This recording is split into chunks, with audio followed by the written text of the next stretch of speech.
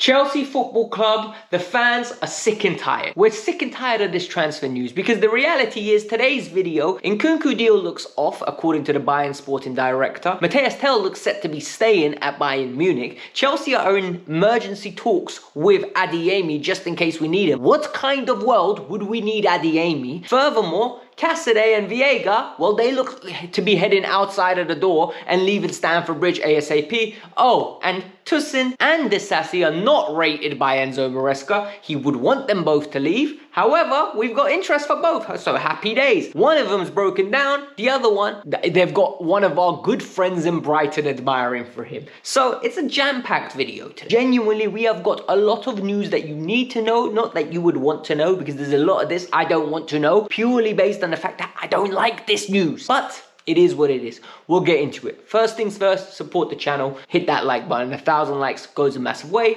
Algorithm, you know how it works. They see you like it, they share it to other people. Furthermore, we are 293 people away from 39,000. So be one of those 293 and subscribe to the channel. Let's get it started. All right, peeps, we need to start with the Christopher Nkunku deal. So you already know that what's happened with Christopher Nkunku because you watch my content on a regular basis. Chelsea want to sell him. Chelsea want the right value, which is around 70 million euros. However, no one's going to come and buy him, even though Chelsea, a lot of people attacked me yesterday when I said 70 million euros is a lot of money. And people used examples like Mason Mount, Kai Havertz, and whilst I think they are phenomenal examples, just look at the way the market has deteriorated in the way that fees have gone, right? At that time, Enzo Fernandez was going for 105 million, Declan Rice was going for 100 million, Caicedo went for 120 million euros. At that time, fees were higher. All of a sudden, you got Colomwani now going for 50 million. So fees have really deteriorated and have stagnated in, no, deflated. They haven't even stagnated, they've deflated. They're just lower now. So, what's happened? Max Erbel from Bayern Munich, the sporting director, has come out and basically said, look, we're not planning on doing any business in January. Nkunku's a good player, but we're not doing any business in January. He also added, Matthias Tel needs time to grow, he needs time to develop, he needs the freedom to develop. Luckily, our squad is built for that, so we can give him all the time in the world. Basically, it's code for he ain't going unless he asks to go for. Furthermore, we have got Fabrizio Romano coming out and saying, look, Chelsea wants 70 million euros. Bayern Munich and Chelsea are in talks, but this deal is heavily dependent on what happens with Tel. If Chelsea can acquire Tel, then Bayern Munich will go in and get Christo Nkunku. Guys, I hate to be the bearer of bad news. I don't think this deal is going to happen. I don't think Christo is going to go to Bayern, and I think Christo is going to stay. And if Christo stays, we don't get another striker. So it is what it is. I don't think this is what you wanted to hear, but sadly, this is what the news is saying, so it's what you need to hear. Now we move on to the next story. This next story, genuinely, I don't know if you lot have seen the GIF where someone passes someone a laptop, they see it, and then they just throw it away. It's what I wanted to do with my phone when I saw this.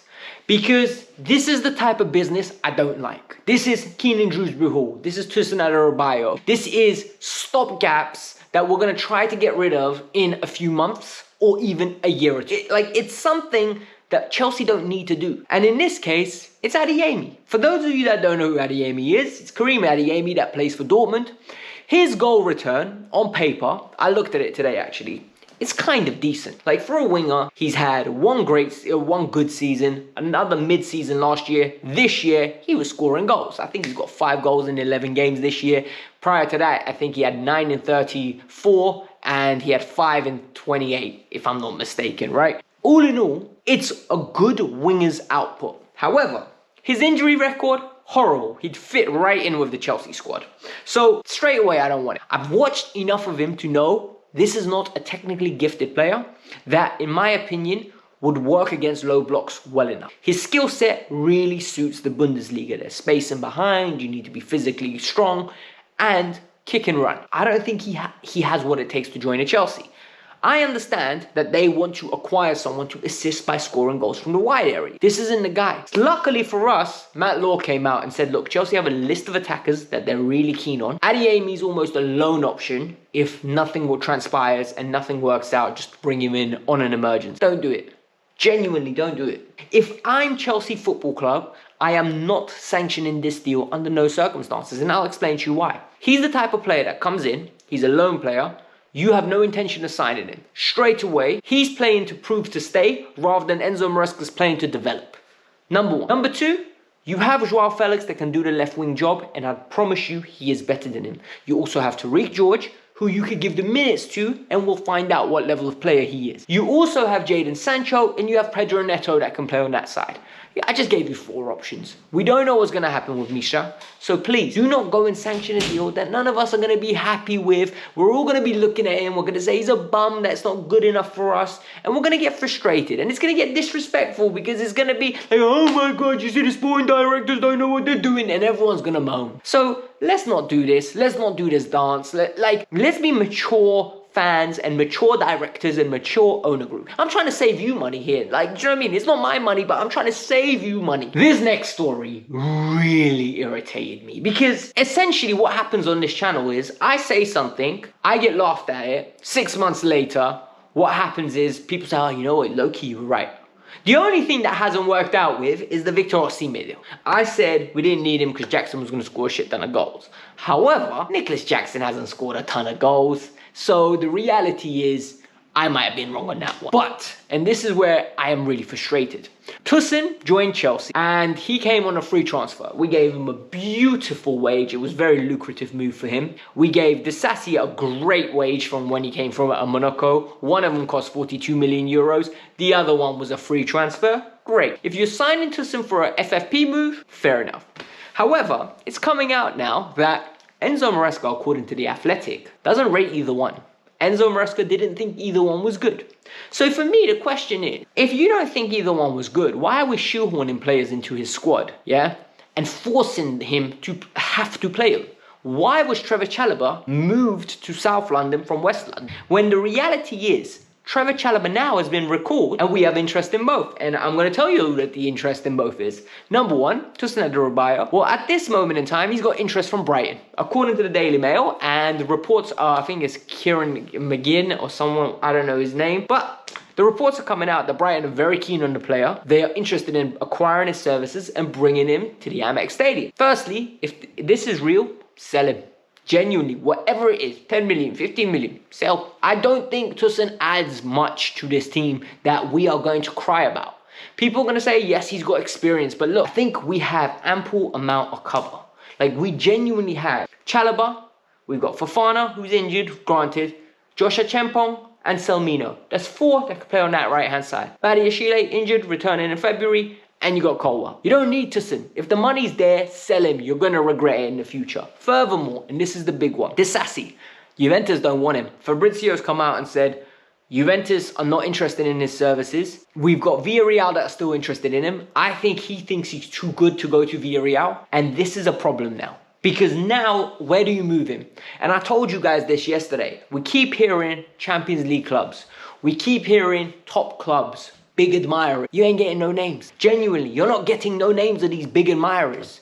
We all can say, I got big admirers. Well, what's big for you ain't big for me, big man. You know them ones. Like, what's a nice car for you ain't nice for me. Like, we need to be open and honest. What kind of club would want a Disasi? It ain't the top 6 in England. It's not PSG. It's not Juventus. It's not AC Milan. Like, it's not Inter. It's not anyone big in Germany. It's not the big Spanish sides. It's going to be the mid-table sides in England and some of the mid-table sides in Spain. Whoever's got the money, they'll be like, oh, you know what, we'll take him on loan.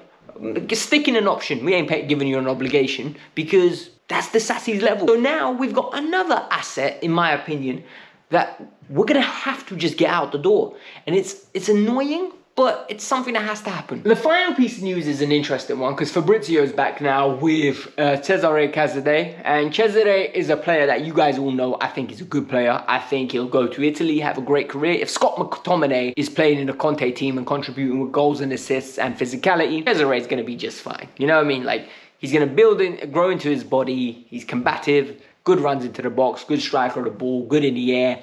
He's going to be fine. So what's happening is Torino's coming back with another offer. And last time we rejected 12 million. Expectation is it's going to be close to the 15 million mark with a hefty sell-on for Chelsea Football Club. Phenomenal. Let's get this deal done. The big story here is, though, I thought the Renato Vegas deal was dead. I genuinely did. I thought since the reports are coming out that he only wants to go on loan, that's it. Dortmund aren't going to pay the money. However, according to Fabrizio, Chelsea are talking about scheduling payments. How it's going to be done. What are they going to sell him for? I said it before. I'm going to repeat it again. If we sell Renato Vega, it needs to be a fee that makes sense for Chelsea. For example, if someone offers you 25 million for an asset that you bought for 12 million and the asset isn't a regular starter and you know, listen, I could replace him. Ishe Sam in the, youth academy can do the role. Do it. If every time you have the opportunity to play a Renato Vega because Cucurella can't play, you play Malo Gusto or Reece James in that position, let him go. 25 million is not that deep. But a lot of people rate him for some reason.